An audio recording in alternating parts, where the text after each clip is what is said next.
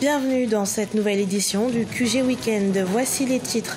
Au Bénin, le couple fondateur du Parti de la Renaissance s'est exprimé à l'occasion d'une sortie médiatique ce 16 mai.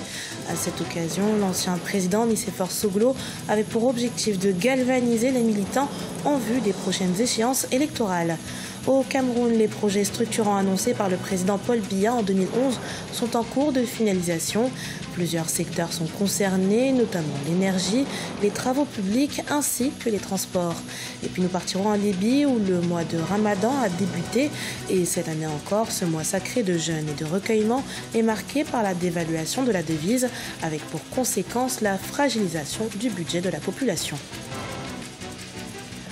Préserver l'héritage politique du parti Renaissance du Bénin, tel est l'objectif de la sortie médiatique qu'ont effectué le 17 mai l'ancien président Nicéphore Soglo et son épouse. Le couple fondateur du parti est revenu à cette occasion sur la crise qui secoue ce parti traditionnel. Reportage de Lefty Ounou, notre correspondant au Bénin, commenté par Marcel Farba Maroun. Crise qui secoue le parti traditionnel Renaissance du Bénin depuis mai 2017 continue d'alimenter les débats au sein de l'opinion publique. Une frange des membres du bureau politique du parti avait destitué Léadi Soglo de la tête du parti en mai 2017 avant de l'exclure définitivement du parti quelques semaines plus tard. Ce jeudi 17 mai 2018, l'ancien président Nicéphore Soglo et son épouse Rosine Vieira Soglo, père fondateur du parti, sont montés au créneau pour fustiger les actes et décisions des dissidents. Selon eux, cette sortie vise à préserver l'héritage politique du parti. Les fossoyeurs s'agitent bruyamment, font même de la provocation au mépris de la loi. Parce que nous sommes devant les tribunaux. Et surtout les règles qui fondent une cohabitation pacifique, suivant le principe sacro-saint du vivre ensemble. Le nombre de partis,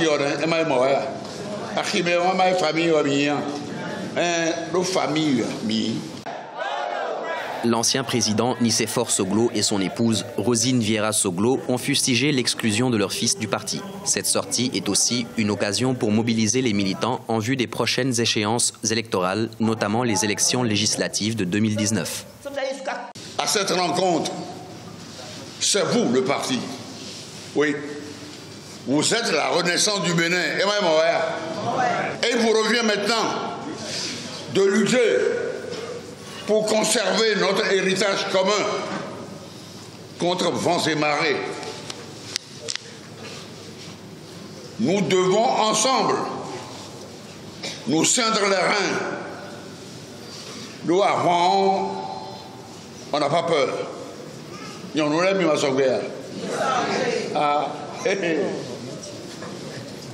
et rebâtir notre maison commune pour gagner les batailles à venir, seul ou en alliance. Pour rappel, les dissidents dénoncent la gestion unilatérale du parti. Léadi Soglo, exclu du parti, a saisi la justice et l'affaire est pendante devant le tribunal de première instance de Cotonou. Le parti La Renaissance du Bénin a été aux dernières élections législatives en alliance avec le parti Réveil Patriotique, avec lequel il a obtenu au total 7 sièges à l'Assemblée nationale. Dans l'actualité également, les indicateurs économiques de Camerco, la compagnie aérienne publique camerounaise, sont au vert.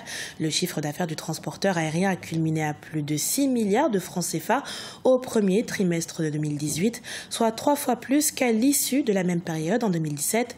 Un chiffre qui concrétise la montée en puissance de la compagnie aérienne qui, grâce à un plan de relance, est passée de 70 à près de 150 vols hebdomadaires.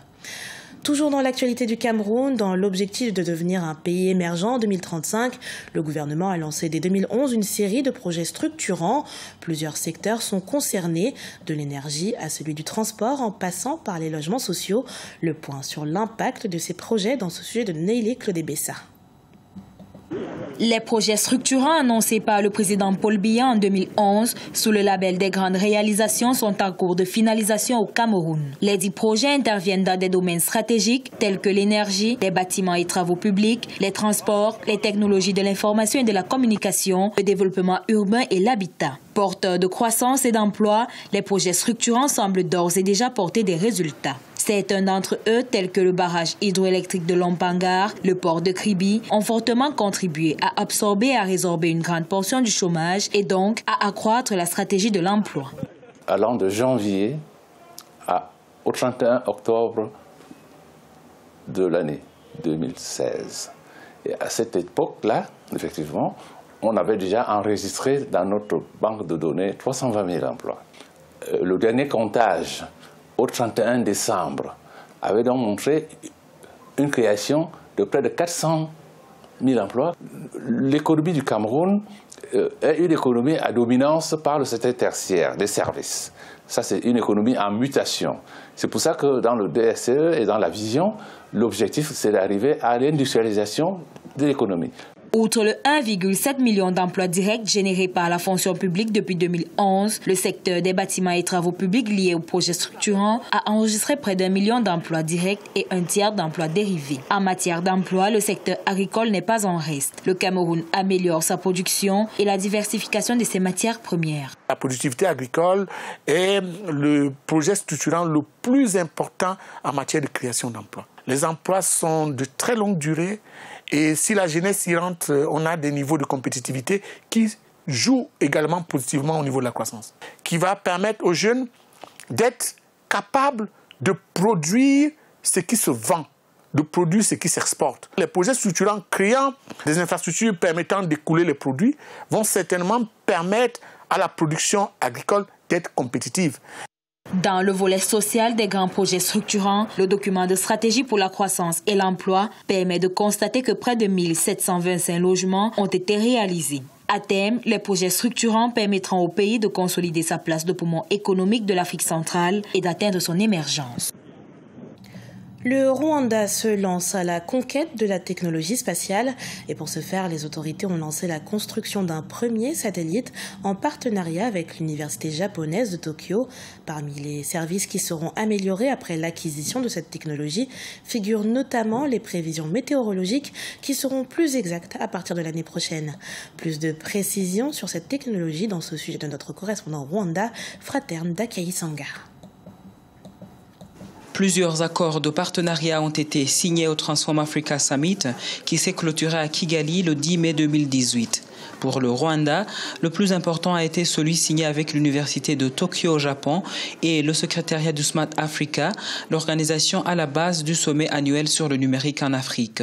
L'accord consiste non seulement à la construction du premier satellite rwandais, mais également à la formation des ingénieurs rwandais. Nous nous éloignons du temps où la technologie spatiale était l'apanage des grands pays à une ère nouvelle où n'importe quel pays peut s'aventurer dans l'espace. Et parce que cette technologie commence à se disponibiliser, nous pensons que c'est le moment propice pour nous de faire partie de cette révolution qui vient de changer des vies. Et en plus, ce n'est pas très cher. Selon les experts japonais, la première transmission des données par satellite sur le Rwanda a été testée en mars 2018 et les travaux de construction de la station satellite au Rwanda ont déjà démarré. 6 ingénieurs rwandais devront bientôt intégrer l'Université de Tokyo pour une formation en ingénierie spatiale. Ceci pourrait être utilisé dans les secteurs de la communication et dans beaucoup d'autres applications. Le Rwanda avance bien en matière de technologie et il a été notre premier choix sur le continent africain où nous allons appliquer notre technologie spatiale. Notre collaboration avec le Rwanda est motivée par le fait que le pays est le siège de Smart Africa, mais principalement à cause de la volonté du gouvernement à avancer en matière de technologie. Selon les experts, un satellite miniature d'une valeur d'environ $200 000 peut capter en temps réel différents types de données telles que les données mobiles, les conditions météorologiques et les informations topographiques en général. Le pays des 1000 collines compte également développer des stations de collecte de données satellitaires sans que celles-ci ne passent par le Japon. Dans le reste de l'actualité, la population libyenne est confrontée à une pénurie de liquidités en ce début de mois sacré de Ramadan. Les prix des produits de première nécessité ont augmenté, tout comme la demande, en cause la dévaluation de la devise. Une situation difficile pour les foyers en ce mois de jeûne et de recueillement. Gladys Mwamba. La Libye est confrontée à une forte pénurie de liquidités Les billets se font rares, une situation incommodante pour les fidèles musulmans qui ont débuté le ramadan. Cette année encore, le mois sacré sera marqué par la hausse des prix des denrées alimentaires avec un budget toujours plus serré. Il n'y a pas de liquidité dans les banques, donc l'allocation pour un citoyen est d'environ 500 dinars libyens par mois, ce qui n'est pas un revenu suffisant pour couvrir les dépenses mensuelles. Maintenant qu'on est arrivé au mois de Ramadan, s'il y a une famille, ça va être difficile pour ce citoyen. Même s'il est capable de dépenser moins et de réduire sa consommation, c'est toujours difficile compte tenu des circonstances actuelles.